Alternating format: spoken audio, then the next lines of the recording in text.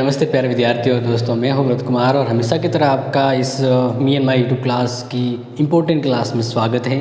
आज हम बात करने वाले हैं कि जो बीए फर्स्ट ईयर के लिए जो पेपर फर्स्ट है ना पॉलिटिकल साइंस में, उसका जो थर्ड यूनिट था ना, जिसको हमने पढ़ लिया है, जिसके चैप्टर आप यहाँ पे देख सकते हैं ऑलरेडी प्लेलिस्ट में मिल जाएंगे। अब उस चैप्टर थर्ड की ऑलमोस्ट कवर करते हुए टॉप इम्पोर्टेंट प्रश्न जो भी हैं उनका टेस्ट आज हुआ है और उस टेस्ट का सॉल्यूशन है। यानी अगर मान लीजिए जैसे आपने कोई टेस्ट नहीं दिया है या फिर ऐसा समझ लीजिए कि आपका जो थर्ड यूनिट है ना, अब थर्ड यूनिट से कौन कौन से इंपॉर्टेंट प्रश्न है जो एग्जाम में आ सकते हैं, उन्हीं प्रश्नों को आज यहाँ पे आपके सामने लाइव सॉल्यूशन है, तो देख लीजिएगा। और ये इस तरह से आपको समझना है कि ये आपके एग्जाम में आने वाले हैं और ये जो क्वेश्चंस, ये जो टेस्ट सॉल्यूशन जो मैं यहाँ पे बता रहा हूँ, ये टॉप इंपॉर्टेंट जो प्रश्न है वो हूबहू एग्जाम पैटर्न के आधार पर है, जैसे जेएनयू का पेपर आता है। और इसके अलावा बाकी अदर जो यूनिट है और पेपर के जो अगर सॉल्यूशन आपको चाहिए तो लिंक डिस्क्रिप्शन में मिल जाएगा। ओके, तो यहाँ पे देखते हैं कि आज का जो पहला प्रश्न था, या हम कहें कि जो अपने जो यूनिट थर्ड है ना, यूनिट थर्ड का जो इम्पोर्टेंट प्रश्न में से पहला प्रश्न है ये वाला। पहला प्रश्न आपके सामने है और प्रश्न क्या है, संप्रभुता का अर्थ बताइए। क्या लिखा गया है, संप्रभुता का अर्थ। बिल्कुल, संप्रभुता का अर्थ आपको बताना है एक शब्द में, क्योंकि अति लघुरात्मक जो प्रश्न है उनको आपको 30 शब्द के अंदर उत्तर देना है, यानी 3 लाइन के अंदर। लेकिन प्रश्न 3 लाइन से ज़्यादा देंगे तो इसका मतलब है कि आपको दूसरों में टाइम कम मिलता है। तो संप्रभुता का अर्थ होता है, यहाँ पे आप ध्यान रखिएगा, सर्वोच्च शक्ति। सर्वोच्च शक्ति। और इसको एक और अर्थ में ध्यान रखिएगा, संप्रभुता का मतलब राज्य में निवास व्यक्ति विशेष की सर्वोच्चता, तो ये होती है सर्वोच्च शक्ति। संप्रभुता का मतलब ये होता है, जैसे किसी राज्य में अगर कोई सर्वोच्चर्वा है तो उसके पास जो शक्ति है उसी को संप्रभुता कहते हैं। राज्य में जिसके पास सर्वोच्च शक्ति होती है और वह सर्वोच्च शक्ति को ग्रहण करे हुए हैं तो उसको संप्रभुताधारी कहा जाता है। तो संप्रभुता मतलब सर्वोच्च शक्ति धारक। संप्रभुता का मतलब है सर्वोच्च शक्ति। ओके, तो शब्द, एक शब्द में बस यही ध्यान रखना है। अब बारी आती है सेकेंड, जॉन ऑस्टिन की संप्रभुता के ऊपर जो विचार दिए गए हैं, इस अकॉर्डिंग उन्होंने एक पुस्तक लिखी थी, उस पुस्तक का नाम आपको बताना है। मैंने क्या प्रश्न कहा है कि जॉन ऑस्टिन के द्वारा जो पुस्तक है, कौन सी पुस्तक, देखिए जॉन ऑस्टिन ने संप्रभुता के ऊपर जो भी विचार दिए हैं उसके लिए उन्होंने एक पुस्तक लिखी थी, उस पुस्तक का नाम आपको बताना है, यानी बुक का नाम बताइए जो जॉन ऑस्टिन के द्वारा उनके इस संप्रभुता के ऊपर विचारों के संदर्भ में लिखी गई पुस्तक है। तो ध्यान रखना है, जॉन ऑस्टिन की जो पुस्तक 1832 में लिखी थी, विधान शास्त्र पर व्याख्यान। क्या है, विधान शास्त्र पर व्याख्यान। विधान शास्त्र पर व्याख्यान, ये पुस्तक उन्होंने लिखी थी 1832 के अंतर्गत। ठीक है, तो ये इसका आंसर हो गया, ये इसका आंसर हो गया और इसका आंसर मैंने आपको ये बताया है, तो समझ में आ गया होगा। अब बात करते हैं नेक्स्ट क्वेश्चन नंबर 3 की ओर बढ़ते हैं। स्वतंत्रता के 2 पक्षों के नाम बताइए। स्वतंत्रता के 2 पक्ष, स्वतंत्रता के 2 पक्ष होते हैं, नकारात्मक और सकारात्मक। यानी वह स्वतंत्रता जो बिना किसी बंधन के मिले वो होगी नकारात्मक स्वतंत्रता, और वह स्वतंत्रता जिस पर युक्त बंधन हो, उचित रूप में बंधन लगाए हुए हो, तो वो सकारात्मक स्वतंत्रता होती है। तो स्वतंत्रता का पहला रूप हो गया नकारात्मक स्वतंत्रता, नकारात्मक स्वतंत्रता। ठीक है, दूसरा है सकारात्मक स्वतंत्रता।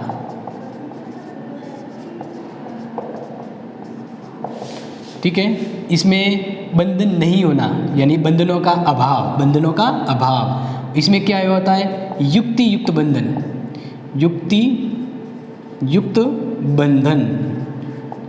क्योंकि अगर मान लीजिए किसी व्यक्ति को पूरे आज़ाद कर दिया तो वो तो जंगली जानवर हो जाएगा, तो ऐसी स्वतंत्रता फिर उस व्यक्ति और समाज को खा जाती है। तो जब बंधन होंगे तो व्यक्ति समाजपूर्ण जीवन जिएगा, यानी युक्ति सकारात्मक। ओके, तो इस तरह 2 रूप थे। फिर एक प्रश्न नंबर 4, देखो ये अति लघुरात्मक थे, अब ये लघुतरात्मक आ रहा है। लघुतरात्मक यानी आपको कम से कम 7 से 8 लाइन में इसका आंसर देना है, मतलब कम से कम, क्योंकि आपको डेढ़ पेज तक आंसर देना होता है। तो यहाँ पे प्रश्न ध्यान से सुन लीजिएगा। राजनीतिक चिंतन में पाश्चात्य एवं भारतीय विद्वानों के न्याय संबंधी जो विचार दिए गए हैं, इनके मध्य प्रमुख अंतर क्या है। यानी जो वेस्टर्न थिंकर है, प्लेटो, अरस्तु, मैकियावेली, थॉमस एक्विनास वगैरह, उनके और अपने जो भारतीय विद्वान थे जैसे कि मनु, कौटिल्य, भारद्वाज, शुक्र, बृहस्पति, तो इन दोनों कैटेगरी के विद्वानों के मध्य न्याय को लेकर क्या बड़ा अंतर है। तो वो अंतर क्या है, देखिए कि जो पाश्चात्य विद्वान थे ना,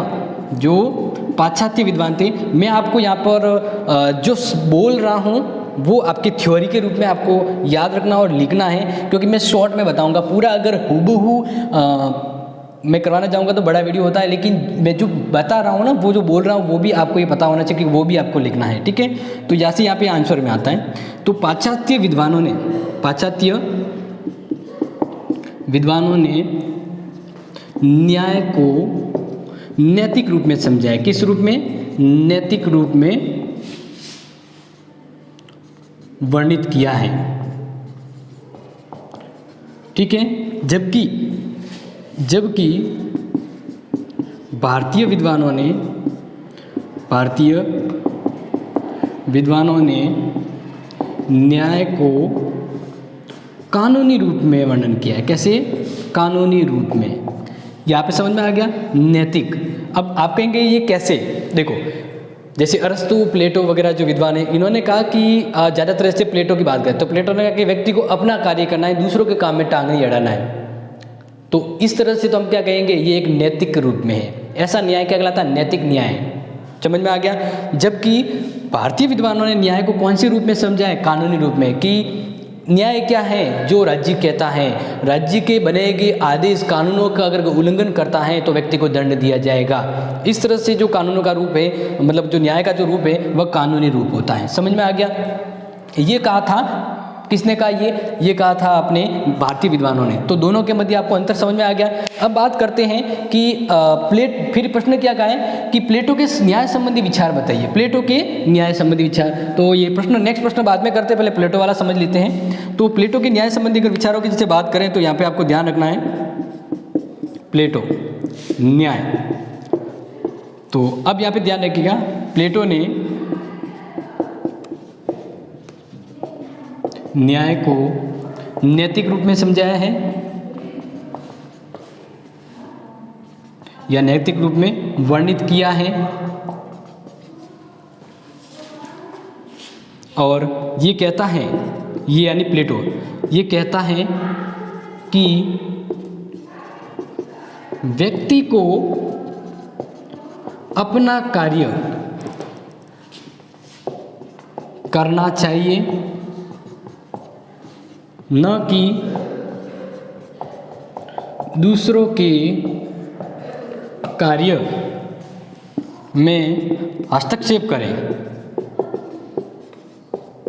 तो इस तरह से उन्होंने न्याय के रूप में ये बात कही, और प्लेटो ने न्याय को दो रूप में समझाया है। प्लेटो ने न्याय को दो रूप में समझाया है, जो एग्जाम में काफ़ी बार आ भी जाता है, या अगर नहीं पता है तो आपको पता चलना चाहिए, क्योंकि न्याय के बारे में काफ़ी विद्वानों की अलग अलग राय होती है। लेकिन अगर प्लेटो की बात करें तो जैसे कि अरस्तु की बात करें तो अरस्तु ने न्याय को वितरणात्मक और सुधारात्मक के रूप में बताया था, वितरणात्मक और सुधारात्मक के रूप में। इसी तरह अगर अरस्तु की बात छोड़ के अगर प्लेटो की बात आती है तो प्लेटो ने जो न्याय को है वह एक व्यवस्थित और क्या कि सामाजिक रूप में समझाने का ज़्यादा प्रयास किया है। या हम ऐसी बात करें कि प्लेटो ने जो न्याय का जो रूप वर्णन किया है, या प्लेटो ने जो न्याय के बारे में जो चीज़ बताई है, वह बाकी विद्वानों के इनके विचारों में काफ़ी बार मिलती है, यानी हूबहू दिखती है। तो बात करते हैं प्लेटो की, तो प्लेटो ने न्याय को दो रूप में समझाया था, व्यक्तिगत और सामाजिक न्याय। कैसे? एक तो बताया व्यक्तिगत न्याय, दूसरा बताया सामाजिक न्याय। तो न्याय के दो रूप बताए थे। ये है प्लेटो के संबंधी विचार। ठीक है, क्लियर हो गया। अब बात करते हैं आगे, नेक्स्ट जो प्रश्न है क्वेश्चन नंबर 5 को देखिए। ये जो प्रश्न इंपॉर्टेंट है, इसका थोड़ा सा ध्यान रखिएगा, क्योंकि एग्जाम के हिसाब से काफ़ी इंपॉर्टेंट है, इसलिए मैं आपके सामने ये सॉल्यूशन लेके आया हूँ। ठीक है,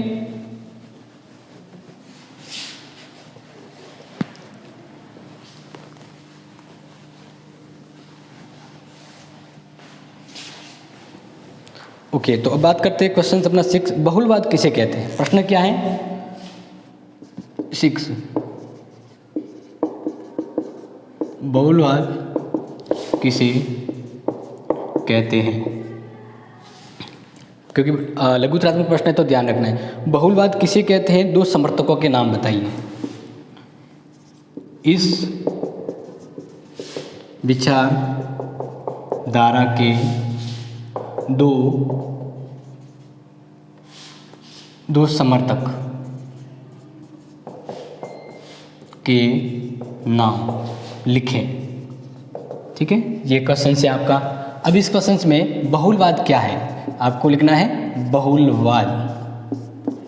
तो ध्यान रखिएगा, बहुलवाद तो इस तरह से आपको लिखना है कि संप्रभुता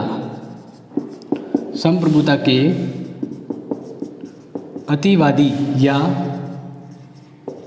अद्वैतवादी विचारधारा के विरोध में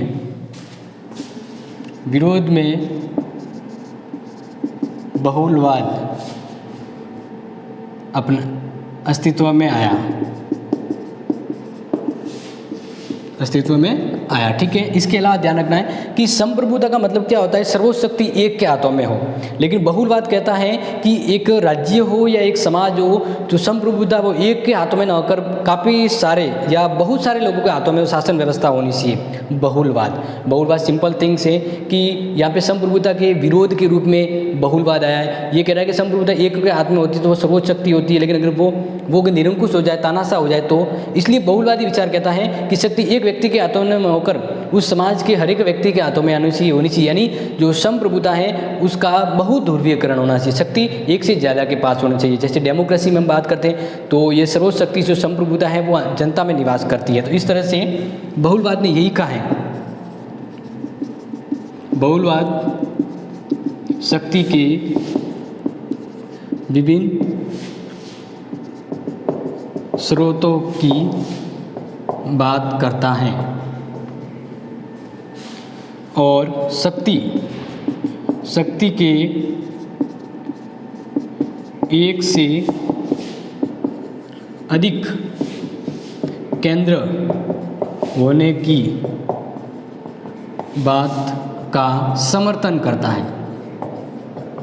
ठीक है, तो इस तरह से आपको ये विचार बाकी जो समझा है वो और ये लिखना है। इसके अलावा इसके समर्थक यानी कौन से 2 समर्थक जो बहुलवादी विचारधारा का समर्थन करते हैं, तो इसके अलावा ध्यान लिखिएगा लास्की और गिरियक, ये 2 विद्वान हैं जिन्होंने बहुलवाद का समर्थक किया है। ठीक है, अब ये क्वेश्चन आपको समझ में आ गया। नेक्स्ट क्वेश्चन की ओर बढ़ते हैं, जिसका आंसर आपको कैसे लिखना है तो वो हम यहाँ पे देख रहे हैं। नेक्स्ट क्वेश्चन है अधिकार का अर्थ बताते हुए। एक क्वेश्चन अपने जो 5th वाला क्वेश्चन है वो शायद ड्रॉप कर दिया, तो पहले 5वां क्वेश्चन यहाँ पे देख लीजिएगा। डायरेक्ट में छट्टा करवा दिया है, तो 5वां क्वेश्चन जो था वो देख लीजिए, शायद वो ड्रॉप हो गया, इसलिए वो आपको समझना है। ठीक है, ये समझ में आ गया होगा। ये जो भी मैं आपको समझा रहा हूँ साथ साथ में नोट करना है, या फिर जो समझा दिया इसका स्क्रीनशॉट लेके आप बाद में लिख सकते हैं। तो जो आपने जो 5वां प्रश्न था जिसको आपने ड्रॉप कर दिया था बीच में, वो है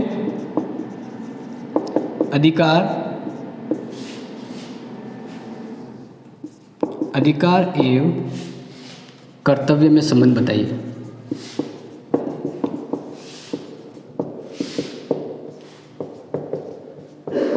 अधिकार एवं कर्तव्य में संबंध बताइए। तो अधिकार किसे कहते हैं, तो पहले तो समझ लीजिए। अधिकार का मतलब होता है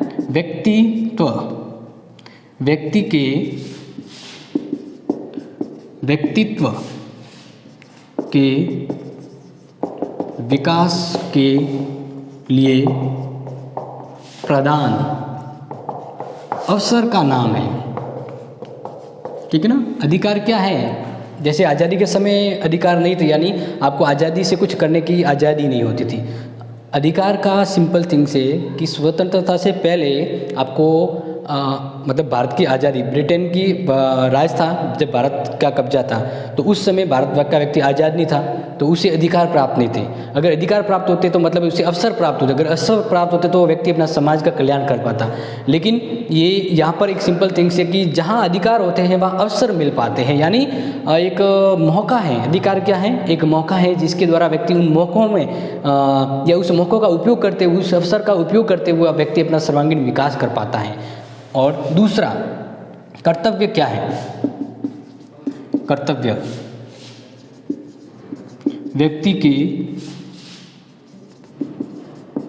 व्यक्ति एवं समाज के प्रति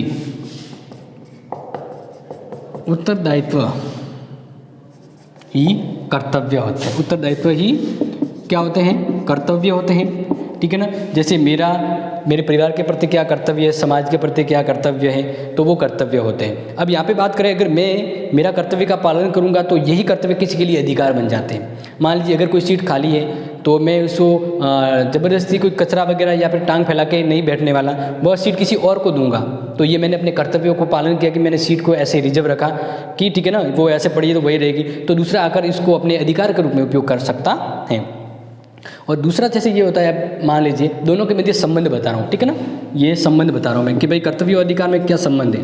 तो मान लेते हैं कि एक पेरेंट्स होते हैं, वो अपने बच्चों को शिक्षा प्रदान करवाते हैं, तो अपने कर्तव्य, मूल कर्तव्य में भी यही बात कही है कि भारतीय संविधान के तहत माता पिता का ये कर्तव्य होगा कि वह अपने बच्चों को शिक्षा के यथासंभव प्रयास के शिक्षा प्रदान करवाएं। तो यही जब माता पिता अपने कर्तव्यों का पालन करते हैं तो व्यक्ति को अनुच्छेद 21 क के तहत उन्हें मूल अधिकार मिलते हैं। कहते हैं ना, बच्चे या आपने पढ़ा होगा कि 6 से 14 वर्ष के बच्चों को शिक्षा प्रदान करने का अधिकार है। तो इस तरह से ये एक व्यक्ति के अधिकार तो दूसरे के कर्तव्य होते हैं। तो संबंध हो गया कि अधिकार एवं कर्तव्य एक दूसरे के पूरक होते हैं, एक दूसरे के पूरक, या हम ऐसे भी कह सकते हैं जैसे कि बेनी प्रसाद ने कहा था, डॉक्टर बेनी प्रसाद ने कहा कि अधिकार एवं कर्तव्य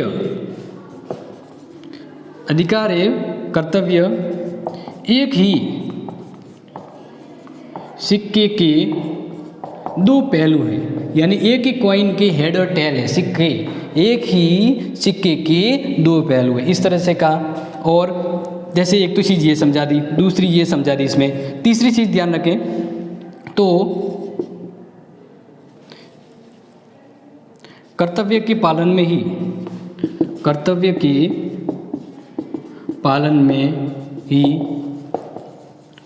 अधिकार निहित है। एक व्यक्ति अपना कर्तव्य का पालन करता तो दूसरों को वो अधिकार मिलते हैं। क्या मिलते हैं? अधिकार। और जैसे 14 पॉइंट बात करें कि नागरिक जो अधिकार होते हैं, यानी नागरिकों के लिए अधिकार, नागरिक अधिकार राज्य के कर्तव्य होते हैं। क्या होते हैं? कर्तव्य।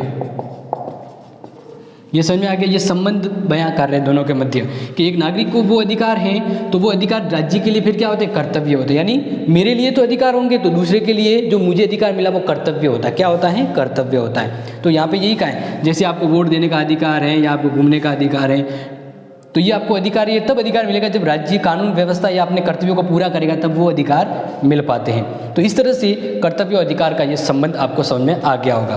इसके बाद अब जो नेक्स्ट जो अपने निम्नात्मक प्रश्न थे वो मैं आपको यहाँ पे लिख देता हूँ और उसको आपको कैसे करना था वो एक बार समझ लीजिए। अब निम्नात्मक जो क्वेश्चन थे उसको एक बार देख लीजिएगा, ठीक है, क्योंकि टेस्ट का सॉल्यूशन निम्नात्मक प्रश्न के बगैर हो ही नहीं पाता है।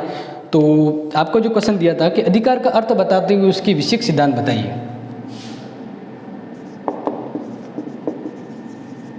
अधिकार का अर्थ बताते हुए इसके अधिकार विषयक सिद्धांत बताइए या समझाइए। क्या कहा है? अधिकार का अर्थ। तो अधिकार का अर्थ तो सिंपल सा है, जैसे मैंने बताया कि अधिकार व्यक्ति के विकास के लिए वो अवसर है जो एक समाज के द्वारा दिए जाते हैं और राज्य उसे लागू करता है। क्या करता है? लागू। तो अधिकार एक अवसर है। अब नेक्स्ट आपको लिखना है कि अधिकार विषयक सिद्धांत क्या है। तो अधिकार से जुड़े कुछ सिद्धांत हैं, ठीक है ना। वैसे तो मैं जो सिद्धांत है वो सिर्फ यहाँ पर लिख रहा हूँ, लेकिन अगर आप इस प्रश्न को पूरा समझना है तो इसके पीछे वाला जो एक मैंने वीडियो बनाया वो देख लीजिए, या फिर मैं डिस्क्रिप्शन में इस क्वेश्चन का सॉल्यूशन आपको दे दूंगा, ठीक है। तो इस अधिकार विषयक सिद्धांत की बात करें तो पहला जो है अधिकार विषयक सिद्धांत के अंदर वो है ऐतिहासिक सिद्धांत। अधिकारों का ऐतिहासिक सिद्धांत। दूसरा प्राकृतिक सिद्धांत। तीसरा वैधानिक सिद्धांत। चौथा हो गया आपके व्यक्तिवादी या आदर्शवादी। व्यक्तिवादी, ठीक है ना, दोनों नाम होता है, या तो आदर्शवादी कहते हैं या व्यक्तिवादी कहते हैं। ये दोनों में से कोई भी आपको हो सकता है, वो आपको ध्यान रखना है। और इसके अलावा जैसे एक और रह जाता है तो आपको बता देते हैं, क्योंकि जो महत्वपूर्ण है उसको आपको ध्यान रखना जरूरी है। तो इसके बाद अधिकारों का एक और नेक्स्ट जो रूप है वो आप लिख लीजिए, और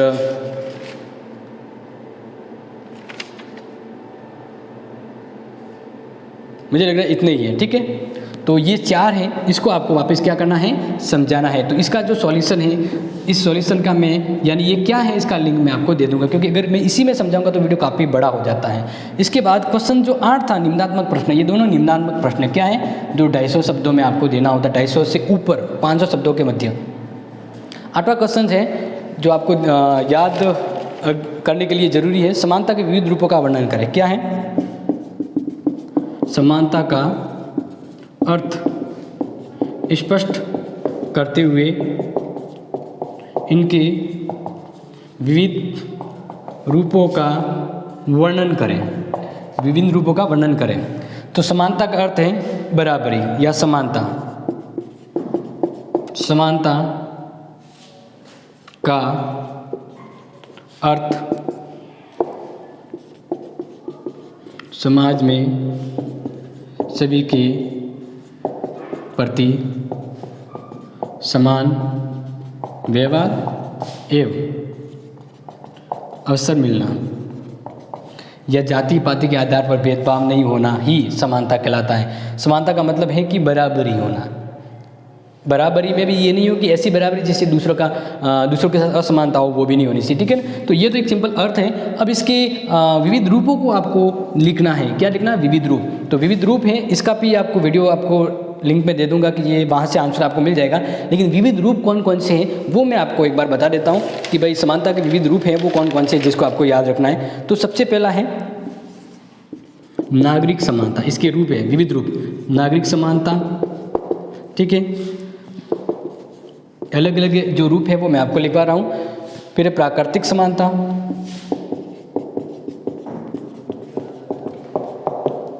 तीसरा है व्यक्तिगत समानता। क्या है? व्यक्तिगत समानता। इसके अलावा आर्थिक समानता,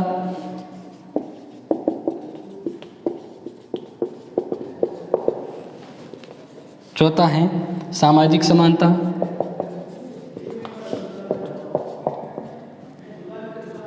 और 5वां सबसे लास्ट है जो वो है राजनीतिक समानता। क्या है? राजनीतिक समानता, ठीक है।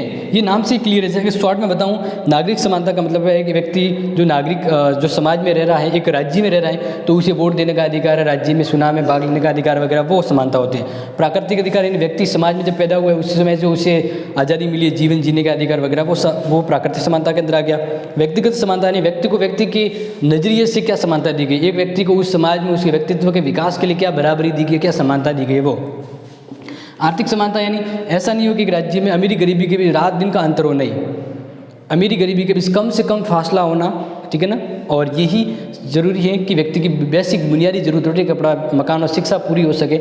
ऐसी बराबरी मिलना आर्थिक समानता। और सामाजिक का मतलब है किसी भी तरह का समाज में भेदभाव नहीं करना, जाति लिंग किसी भी के आधार पर। और राजनीतिक समानता यानी वोट देने का अधिकार है, चुनाव में खड़े होने का अधिकार, ये राजनीतिक समानता के अंदर हो गया। ठीक है, और ये तो मैंने आपको समझा दिया है। इसका आंसर आप लिंक शॉर्ट में देखें तो ऐतिहासिक सिद्धांत होता है कि ऐतिहासिक सिद्धांत मानने वाले कहते हैं कि जो अधिकार हैं वो किसी ने बनाए नहीं हैं, किसी ने बनाए नहीं है। अधिकार है वो रीति रिवाज की वजह से वर्तमान में स्थायी हो जाने से वो अधिकार हो गए, यानी अधिकारों का वजूद अतीत से है, ऐसा मानने वाले ऐतिहासिक। प्राकृतिक का मतलब है कि व्यक्ति समाज में आने से पहले ही उसे जो अधिकार मिलते थे वो प्राकृतिक अधिकार है, जैसे जीवन जीने का अधिकार। यानी व्यक्ति के जन्म से पहले या आदिवासी थे उस समय व्यक्ति को क्या अधिकार थे, तो ऐसे अधिकार प्राकृतिक अधिकार है। वैधानिक अधिकार यानी राज्य के द्वारा कानून के तहत जो दिए जाते अधिकार वो वैधानिक अधिकार। व्यक्तिगत अधिकार का मतलब होता है व्यक्तिवादी अधिकार, कि व्यक्ति को विकास के लिए, व्यक्ति को समाज में उन्नति के लिए जो अवसर, जो उन्नति की जो सुविधाएं होती है वो व्यक्तिवादी अधिकार कहलाते हैं। ठीक है, तो ये था live solution short and simple में। बाकी इसका जो डिस्क्रिप्ट लॉन्ग वाला है वो आप मैं लिंक दे दूंगा, वहाँ से देख लीजिएगा। अब यहाँ से ध्यान रखें कि और कुछ इंपॉर्टेंट अगर रह जाता है या और कुछ आपको हेल्प चाहिए अपने सब्जेक्ट के रिलेटेड तो मुझे ज़रूर कमेंट करें। Thank you, have a nice day.